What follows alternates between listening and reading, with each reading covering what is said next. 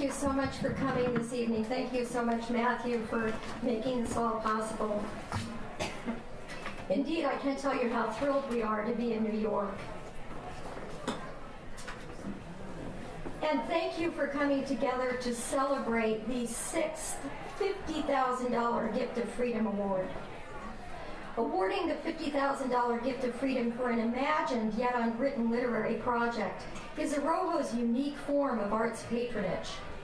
We have dedicated over $1 million to empower creative women through their singular and substantive voices.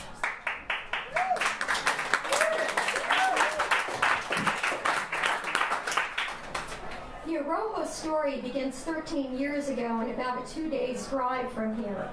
The scene was George O'Keeffe's beloved Ghost Ranch in northern New Mexico. I was there as part of a women's group, and one night an ex-nun told her story.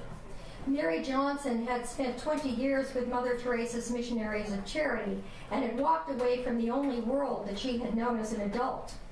That night, Mary asked her what she really wanted in life.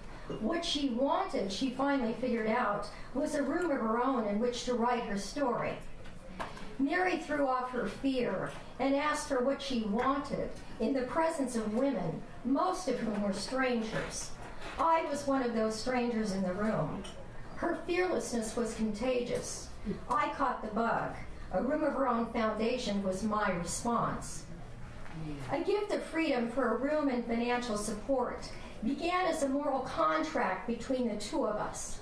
Tonight, we are announcing the winner of the 6th $50,000 Gift of Freedom, and hundreds of women have gathered at AROHO retreats in the same place where Mary challenged herself, the universe, and me. AROHO is an idea wrapped in a story. If you could remove fear, what would you do differently? What would that life be? What would that art be? And now it is my pleasure to introduce the woman who joined Mary and me to continue the AROHO story. AROHO Executive Board Member, literary arts activist, and managing editor of Red Hen Press, the totally fearless Kate Gale. Kate?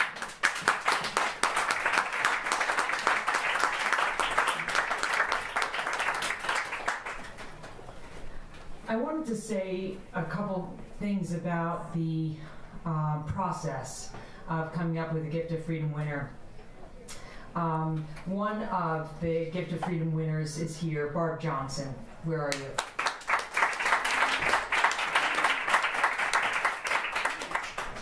So I was on the finalist judging committee for Barb Johnson and for the winner before her, who was Summer Wood. And during that process, I was also asked to be a finalist judge for the $100,000 prize, for the Kingsley Tufts Award. And Darlene called me to congratulate me for that, and she said, "What are you going to be looking for?" I said, "Darlene, don't be silly. I'm going to be looking for a lesbian carpenter." It was just amazing that there were 2 lesbian carpenters in a row. But what we were really looking for is exactly what we came up with in this year's winner. We were looking for someone who was an outsider. We were looking for someone who was writing the stories that are underground, that are sort of crawling along the surface, the kind of stories that feel like they need to be told, but they're not being told in a traditional sense. I want to read you a little bit from 2 of the genre finalists.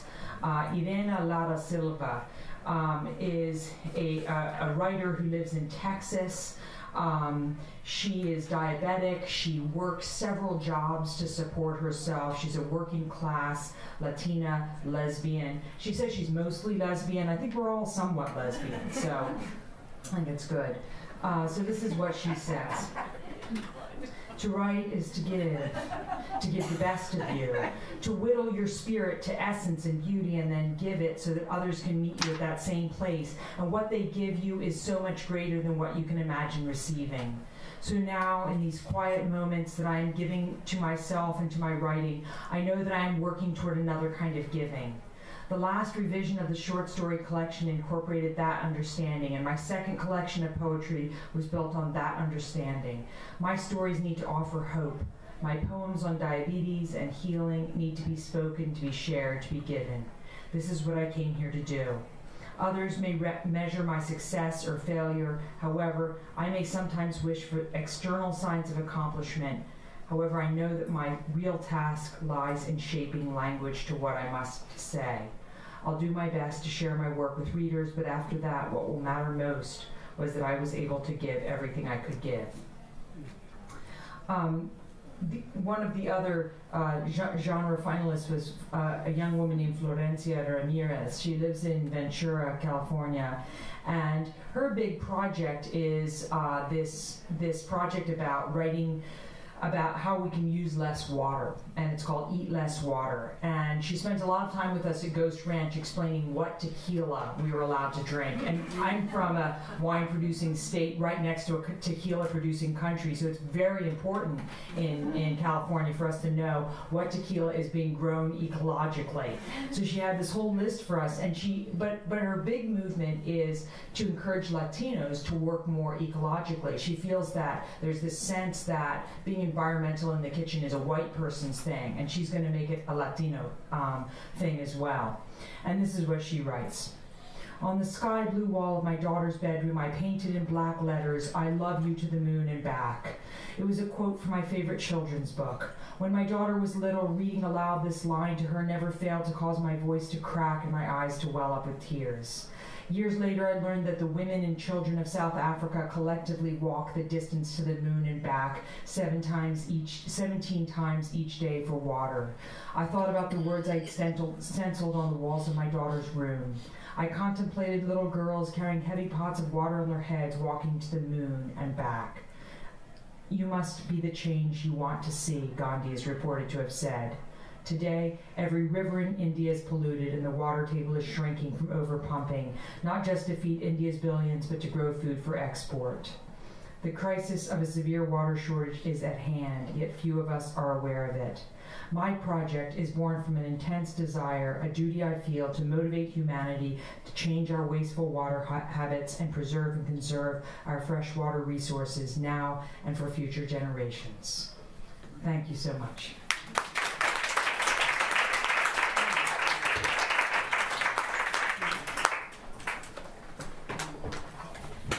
So I'm Mary Johnson, the one whose need for a room of my own kind of got the whole thing rolling. Thank you, Mary. Yeah. And I'm here to introduce Barb Johnson, Johnson & Johnson. But it's really my privilege to introduce her to you.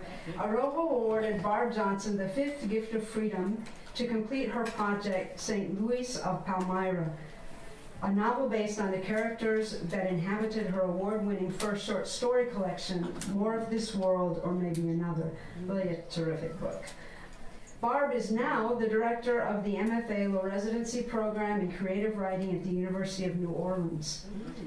And she has said that she, quote, continues to learn what it is to be an author, to separate the author's duties from the writer's needs. All of this learning has been made easier and faster through the support of the Gift of Freedom. Something so good, I still can't believe it's true. To me, Barb Johnson is so good that I'm not always sure she's real. It's my pleasure to introduce you to Barb Johnson.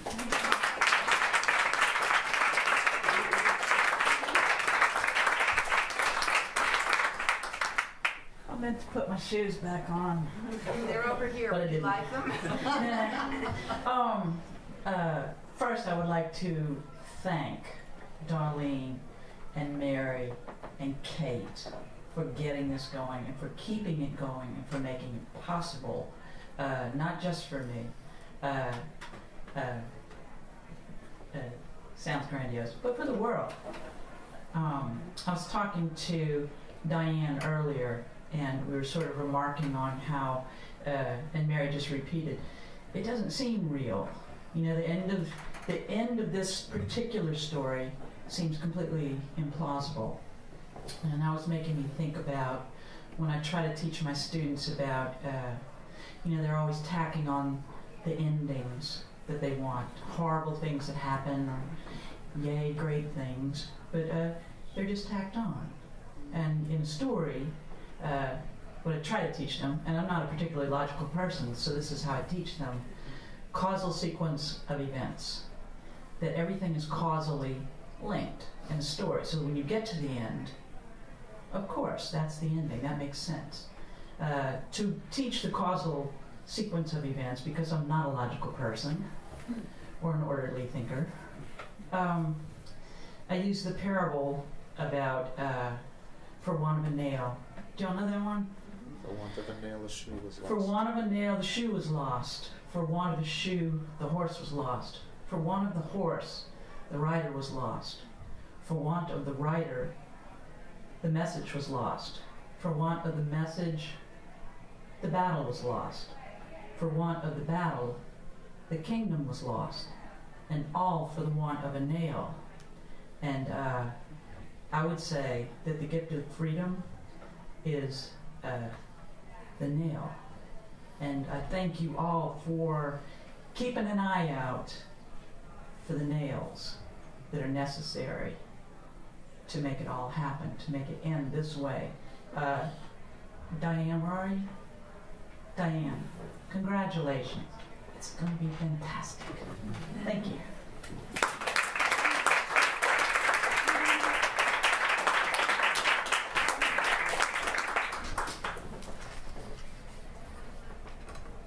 Too many of us believed our mothers' biographies of hardship. Too many of our mothers try to make their story our story, but that's a gift we refuse to accept. Our sixth $50,000 Gift of Freedom winner wrote in her poem entitled Girl. She knows better than to ask for whatever it is she's wanting. We would give her another story if we could. Now we are grown women in a car on our way to somewhere else. Tonight we are here to celebrate a different ending for that girl. With AROHO, that girl travels with us. The Gift of Freedom puts us all together in that car. But it is she who chooses the destination, because now she is a woman who embraces the truth that she is not only the main character, but the narrator of her story. And now it is she who invites us along by telling women's urgent stories in poetry that is both stunning and accessible. For the Gift of Freedom, AROHO searches for work that moves us and that takes risks. AROHO searches for writers who work and live at a level of mastery and excellence, and we found that in Diane Gilliam. Ladies and gentlemen, it is my deepest delight to introduce you to the winner of A Room of Her Own's sixth Gift of Freedom, Diane Gilliam.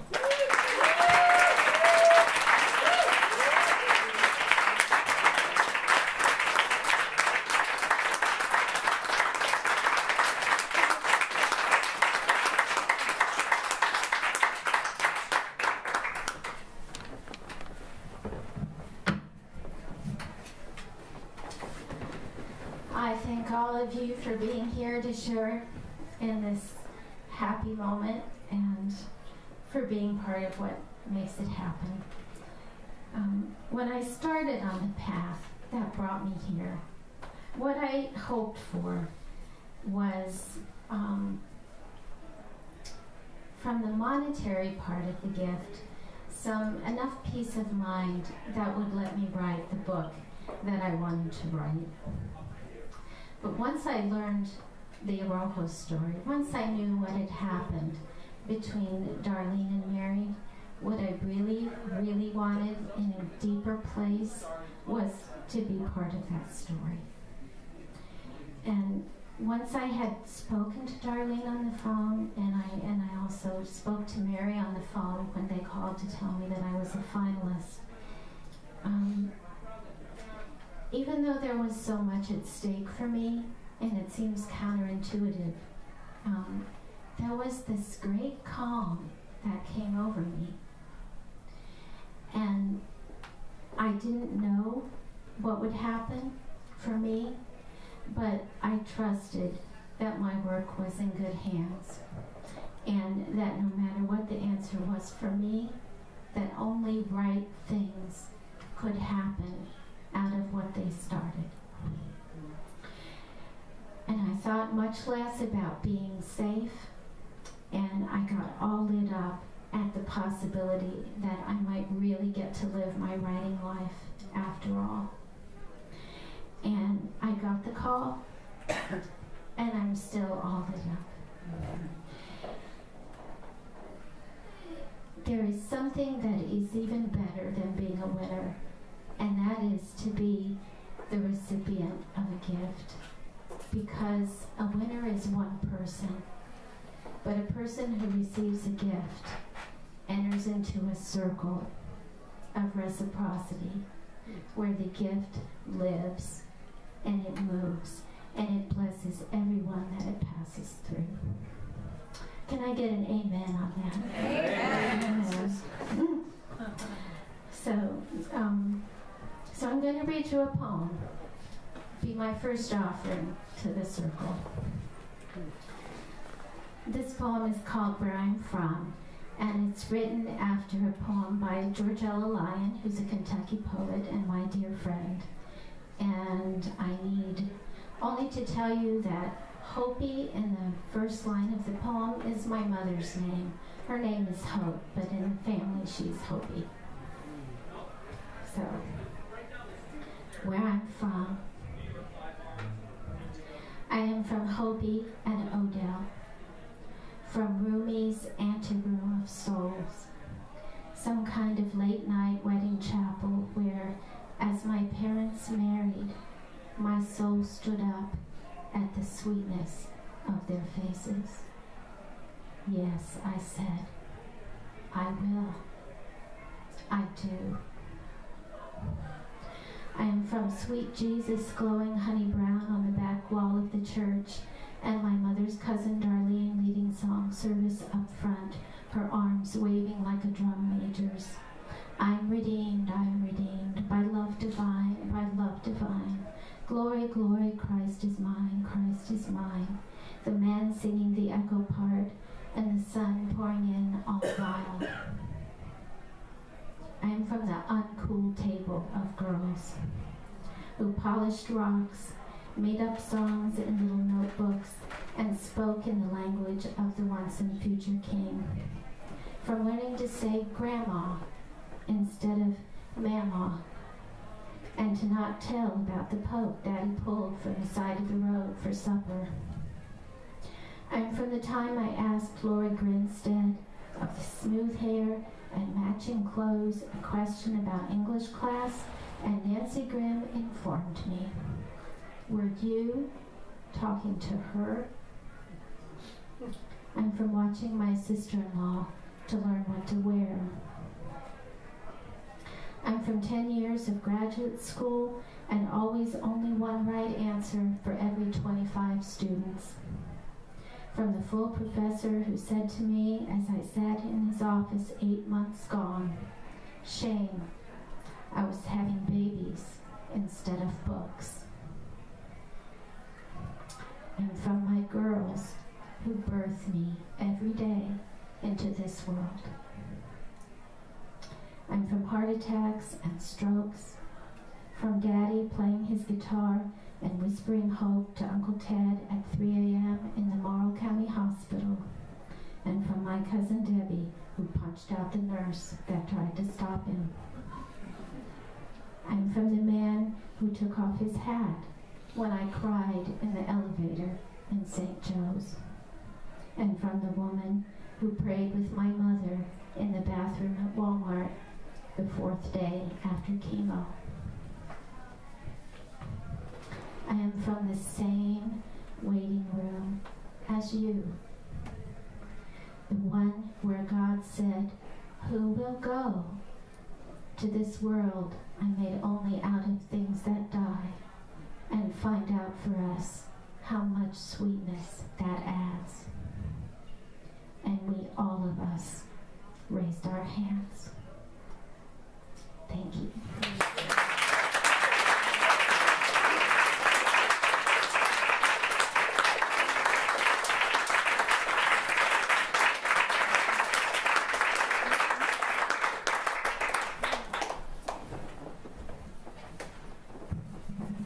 I guess I'm taller than Diane. We're getting very close to the part where you get to go back to partying. So I'm just going to close with this. A little story. I've been to Ghost Ranch twice. The first time was in 2009.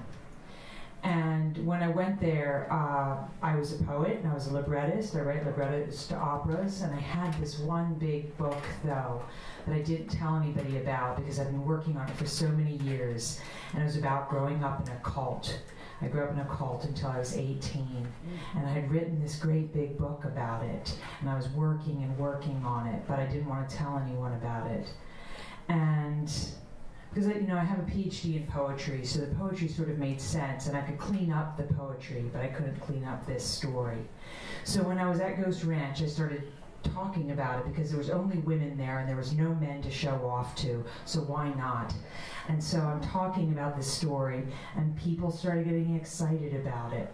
That is what A Room of Her Own is about. It's about coming out of the closet. It's about coming out and saying, I'm writing this big story, and somebody else getting excited about it, and somebody else saying, we're going to try to make a little room for you in the world where you can tell this story, where you can write this story, where you can make this story happen. And there's so many women that go to Ghost Ranch who are working and have MFAs, many of them. They've been working on a story for a long time, but they're afraid to bring that ugly little thing out of the closet. Mine was like this screaming little girl story, and I didn't want her to come out because she was messy. And I think that part of what A Room of Her Own is about is bringing those stories out for a whole community. Darlene read all of 826 people, applications who applied for this Gift of Freedom. I ended up reading the last 100, and there were 100 amazing applicants. There were 100 amazing stories. So what we would like to be able to do in 2015 is be able to open this up to the 7th Gift of Freedom winner. We'd like to make sure that there will be a 7th and an 8th and a 9th and a 10th. And so what I'm hoping that all of us can do is pledge to be part of that, be stakeholders in this.